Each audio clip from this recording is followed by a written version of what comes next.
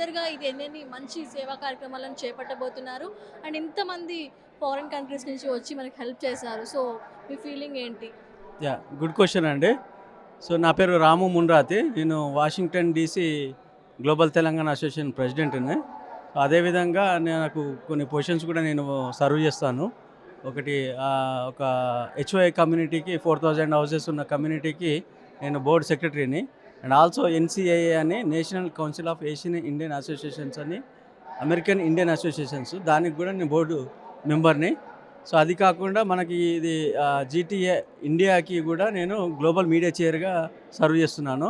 So మీ క్వశ్చన్కి answer global Telangana association అనేది ఇండియాలో ఫస్ట్ వరల్డ్ మెగా కన్వెన్షన్ ఇంత పెద్ద ఎత్తున జరుపుకోవటం చాలా శుభసూచకం. ఎందుకంటే ప్రతి ఒక్కరు కూడా, ఎందుకంటే మన లోకల్లో this is the main intention is like connecting global with local people. అంటే మనకు తెలంగాణలో ఉన్న 33 జిల్లాల వాళ్ళతోని మమేకం అవ్వటం అనేది ఈ ఏ ఆర్గనైజేషన్ కూడా ఇంతవరకు చేయలేదు. ఒక గ్లోబల్ తెలంగాణ అసోసియేషన్కి సాధ్యము. ఎందుకంటే గ్లోబల్ తెలంగాణ అసోసియేషన్ అనేది ఒక ఒక 50 కంట్రీస్లలో తెలంగాణ వాళ్ళతోని మమేకమైంది. And at the same time Telangana జిల్లాలో ఉన్న 33 జిల్లాలో ఉన్న ప్రజలతో కూడా మమేకమైంది.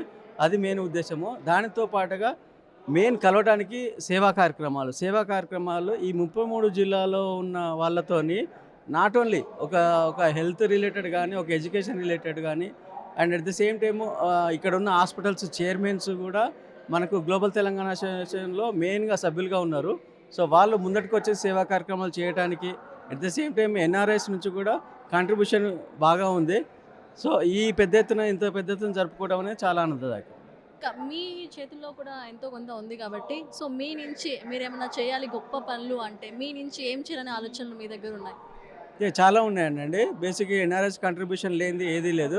తెలంగాణ తీసుకొచ్చుకోవటం కూడా ఎన్ఆర్ఐ కాంట్రిబ్యూషన్ చాలా పాత్ర ఉంది. సో దాంతో పాటుగా ఇప్పుడు మనకు ఎన్ఆర్ఐ కాంట్రిబ్యూషన్ అనేది ఇప్పుడు ప్రతి ఒక్క జిల్లాలో, ఇప్పుడు నా జిల్లా ములుగు జిల్లా చూసుకున్నా కూడా ములుగు జిల్లాలో ఉన్న వాళ్ళకి బేసిక్‌గా కొన్ని క్లాస్ రూమ్స్ కానీ, లేకపోతే కొన్ని స్కూళ్ళలో గర్ల్స్‌కి కనీసము ఒక వాళ్ళకు మార్చుకోవటానికి కూడా ఒక ప్రత్యేకమైన ఒక రూమ్స్ కూడా లేవు. సో అవన్నీ చూసి జీటీఏ తరపు నుంచి చాలామంది చూసాము. సో ఇప్పుడు అన్నీ ఏంటంటే ఈ ముఖ్య ఉద్దేశం రేపు జరగబోయే కార్యక్రమాల్లో కూడా మనకు కాంట్రిబ్యూషన్ ఏం చేస్తున్నాం అనేది కూడా మనం ఒక ఏవి ద్వారా కూడా మనం ప్రొజెక్ట్ చేసుకోబోతున్నాము. సో అది మీకు తెలుస్తుంది ఏమేమి కాంట్రిబ్యూషన్ చేస్తున్నదని. Thank you.